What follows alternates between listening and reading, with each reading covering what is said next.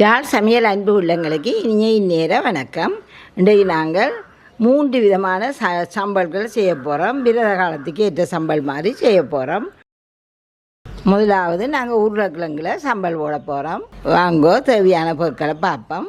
கிழங்கு நல்லா அவிச்சு நல்லா இந்த அமரத்தக்கனவா அவியுங்கோ. நல்லா அவியுங்கோ. அவிச்சு பச்சை மிளகாய் சின்னதாக வெட்டி வையுங்கோ. வெங்காயம், தேசிக்காய், உப்பு, மிளகுத்தூள், தேங்காய் பால். இப்போ இந்த கிழங்குகளை நாங்கள் இதுக்குள்ள நல்லா பிசைய போகிறோம். இப்படியே அவியுங்கோ. அவிக்கல ஒவ்வொரு இது எடுத்து நல்லா மசிப்போம். எடுத்து மசியுங்கோ. இது நல்லா இருக்கும். விரத சாப்பாட்டுக்கு நல்லா இருக்கும். இது அந்த இடக்கிட கொஞ்சம் கட்டியல் இருந்தாலும் பரவாயில்லை. அதுவும் கொஞ்சம் ருசியாக இருக்கும்.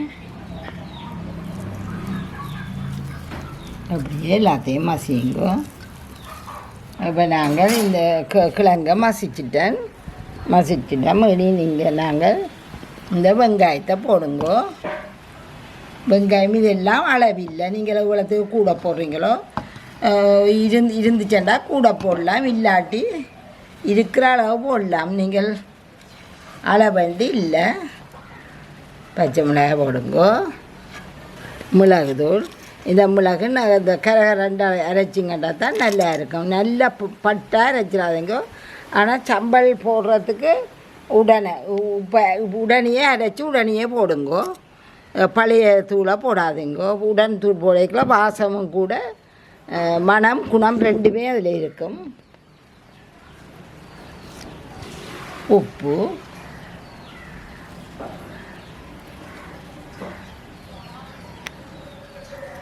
உப்பதுகளை பார்த்து போடுங்கோ.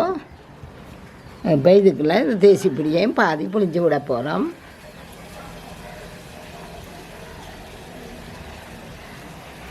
நாங்கள் நல்லா கையால் செஞ்சு விடுங்கோ. நல்லா இந்த சம்பல்கள் போட்டால் ஒரு 10-15 நிமிஷம் ஊற விடணும். நீங்கள்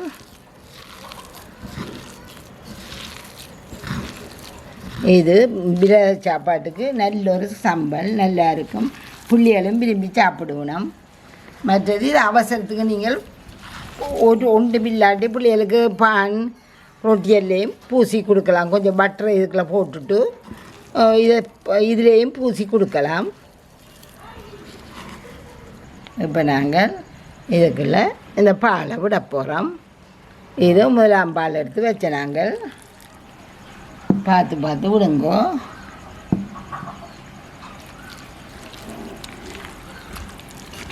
இது நல்லா இருக்கும். இந்த சம்பல் சோத்துக்கு நல்லா இருக்கும். 3 கறி வைக்கலாம். 4வது இதையும் ஒரு கறி மாதிரி நீங்கள் செய்யலாம். கொஞ்சம் கிடக்கு அதையும் ஊற்றி விடுவோம்.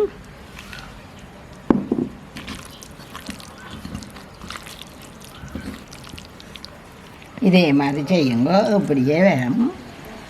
முதலாவதாக நாங்கள் செய்தது உருளைக்கிழங்கு சம்பல். அடுத்தது கத்திரிக்காய் சம்பல் செய்ய போகிறோம். வாங்கோ பார்ப்போம். வாங்கோ நாங்கள் 2வதாக கத்திரிக்காய் சம்பலை செய்வோம்.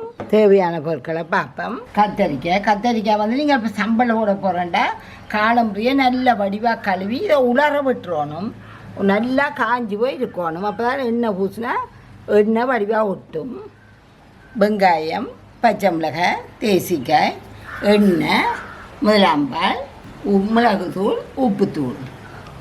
வாங்கோ எப்படி செய்யறாண்டு பார்ப்போம். இதில் கத்திரிக்காயை சுடுறதுக்கு ஆயத்தப்படுத்திட்டு இந்த கத்திரிக்காயில் நாங்கள் தோல் கலர்றதுக்கு எண்ணெயை பூசுவோம். வாங்கோ.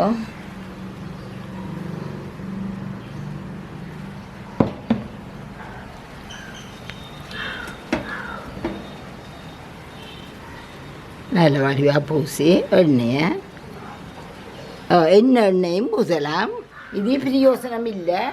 ஆனபடியாக நீங்கள் எண்ணெயும் பூசலாம். இதில் நாங்கள் கலட்டி எறியத்தான் போகிறோம். தோலை வச்சுக்கொண்டு இப்போ நாங்கள் இந்த அடுப்பை மூட்ட போகிறோம். இது பழைய இப்படி ஏதாவது தட்டுகள் இருந்தால் உங்களுக்கு சுவம் அதில் வச்சுட்டு செய்கிறது. நாங்கள் அடுப்பை பற்ற வைத்தோம். இது நாங்கள் நெருப்பில் தணல் இருந்தால் தணலில் சுட்டு எடுக்கலாம். ஒவ்வொரு பக்கமாக திருப்பி நீங்கள் சுட விடுங்கோ.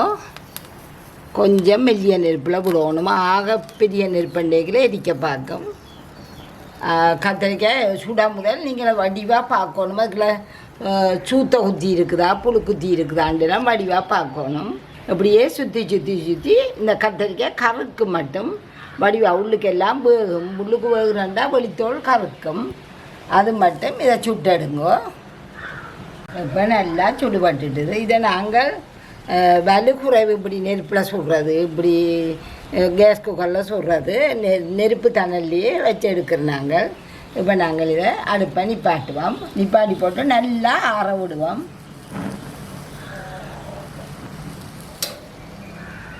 அப்படியே எடுத்து நாங்கள் சட்டிக்கில் வைப்போம். ஆறட்டும். நல்லா ஆறினாப்புறம் இந்த மேலே இருக்கிற தோலை நாங்கள் உரித்து எடுக்கணும். ஆறட்டும், உரிப்போம். வாங்கோ. இது நல்லா ஆறிட்டுது. இப்போ நாங்கள் இதை கையில் பிடிச்சி கொண்டு மெல்லமாக இந்த தோலை இப்படி கலட்டிங்கன்னா தோல் கலண்டு வரும். பாருங்க, இப்படியே கலண்டு கொண்டு வரும். நல்லா ஆற விட்டு நீங்கள் முதல் சோறு சமைக்க முதல் இதை சுட்டு வச்சுட்டு சமைச்சு போட்டு வந்தீங்கன்னா நல்லா ஆறுதலாக செய்யலாம். இப்போயும் ஆறிட்டு சாடியான ஒரு சூடு இருக்குது. இப்படியே முழுக்க கலட்டி எடுங்கோ. அப்படியே ரெண்டையும் முழுக்க கலட்டி எடுப்போம். வேணுங்கோ. நல்ல வடிவாக உரிபட்டு நீங்கள் எண்ணெயை பூச்சி உரிச்சிங்கள்டா தண்டை வாட்டில் உரிபடும். இதையும் கழிச்சு விடுவோம். இதையும் எடுப்போம்.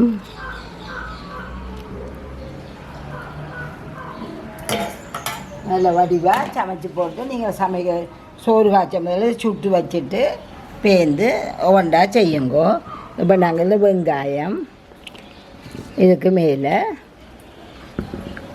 வெங்காயம் பச்சை மிளகாயில் போட்டு நல்லா இதை கத்திரிக்காயோட சேர்த்து பிசைவோம். தனியாக அதை பிசைறனும் விட இதையும் போட்டு பிசைக்கல சுவமாக இருக்கும் உங்களுக்கு. இதை இப்படி நல்லா பிணைங்க வேறுங்க. கத்திரிக்காயை நல்ல வடிவாக பிணைஞ்சு வரும். இதோடு நல்ல வாசமாயும் இருக்கும். நல்ல ருசியான சம்பலில் இதுவும் உண்டு.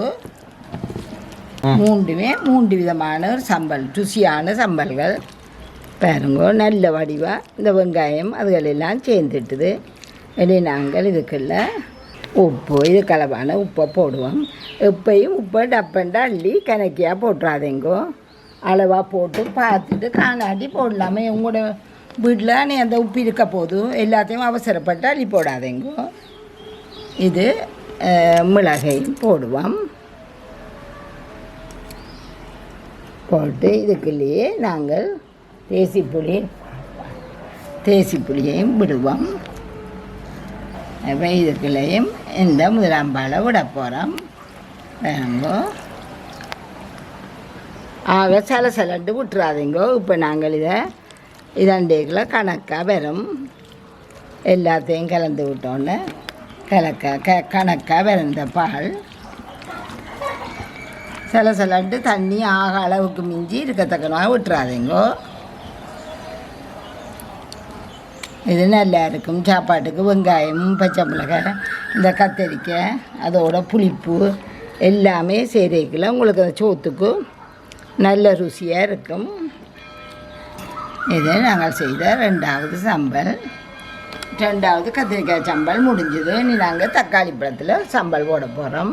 இப்போ நாங்கள் மூன்றாவது சம்பல் செய்ய போகிறோம்.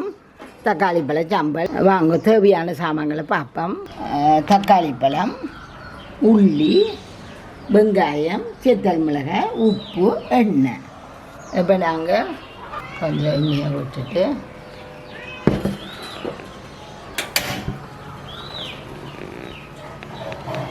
எண்ணெய் கொதிக்கட்டும். இப்போ நாங்கள் இந்த செத்த மிளகாயை இதுக்குள்ளே போட போகிறோம். பாருங்கோ.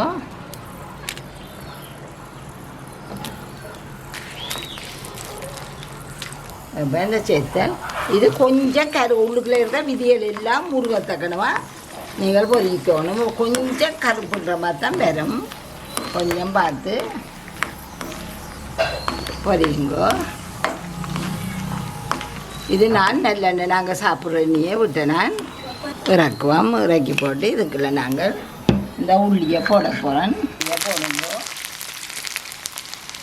உள்ளியும் பொன்னிறமாக வரட்டும்.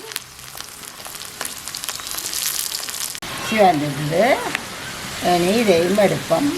இப்போ நாங்கள் நெருப்பை குறைச்சி போட்டு தான் இதானது. அல்லது வெளியில் கறக்கும் உள்ளுக்கு போகாது வடிவாக இறங்கி போட்டு இதையும் இறக்க போகிறோம். இப்போ இதையும் இறக்குங்கோ.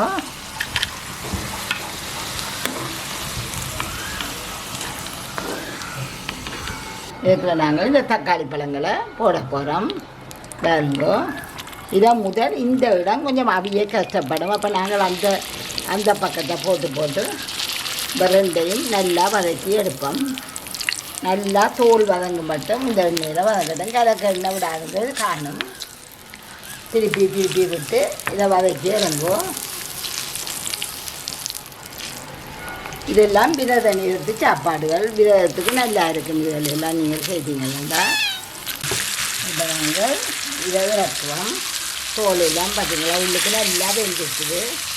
இது அமைச்சு பார்த்தீங்கன்னா நல்ல மென்மையாக வந்துட்டுது. இதை இறக்கிட்டு நாங்கள் மற்றது போட போகிறோம். மற்ற ரெண்டையும் போட போகிறோம். இறக்கி வச்சு இதை தோலை உரிக்கணும். தோலை உரித்து எல்லாம் வச்சுட்டு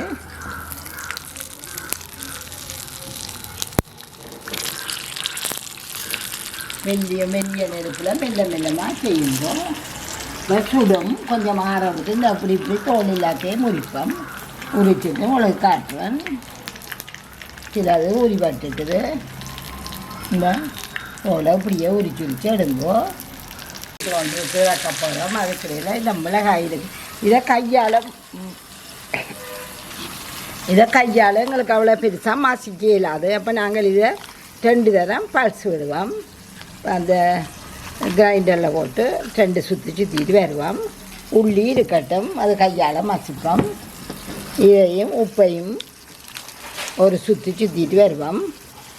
பாருங்க, நாங்கள் இதை அரைச்சி கொண்டு வந்துட்டோம். இது மிளகாயும் உப்பும் அரைச்சி கொண்டு வந்து நாங்கள் கொஞ்சம் நறுவலாக பட்டு போல இல்லை, அதை இதுக்குள்ளே போடுவோம்.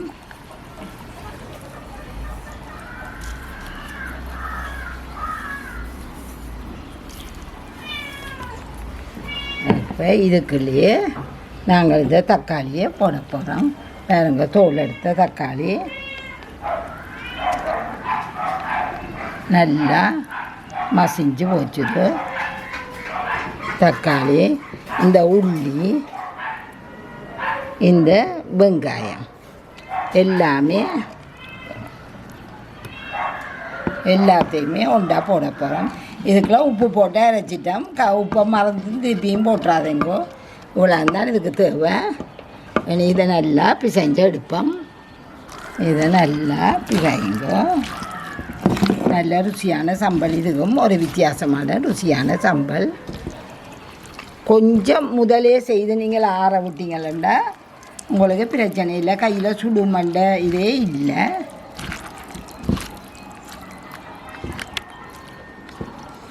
குறைப்புக்கும் அது செத்தல் நல்லா இருக்கும். இது ஒரு வித்தியாசமான 3 விதமான வித்தியாசமான சம்பல்கள். சம்பல் அப்படியே கிராமப்புறத்து சம்பல் மாதிரி இந்த அப்பம்மாக்கள் செய்து பழைய காலத்து இதை ஞாபகப்படுத்தும். எங்களுக்கு ஒரு வித்தியாசமான ருசியில் வித்தியாசமாக இருக்கும். எல்லாம் நல்லா மசிட்டு உள்ளியல் எல்லாம் நல்லா மசிங்கோ. ஒரு பால் இல்லாமல் இது இதுன்னு ருசியை செய்து பார்த்தீங்கன்னா இது ஒரு வித்தியாசமாக இருக்கும்.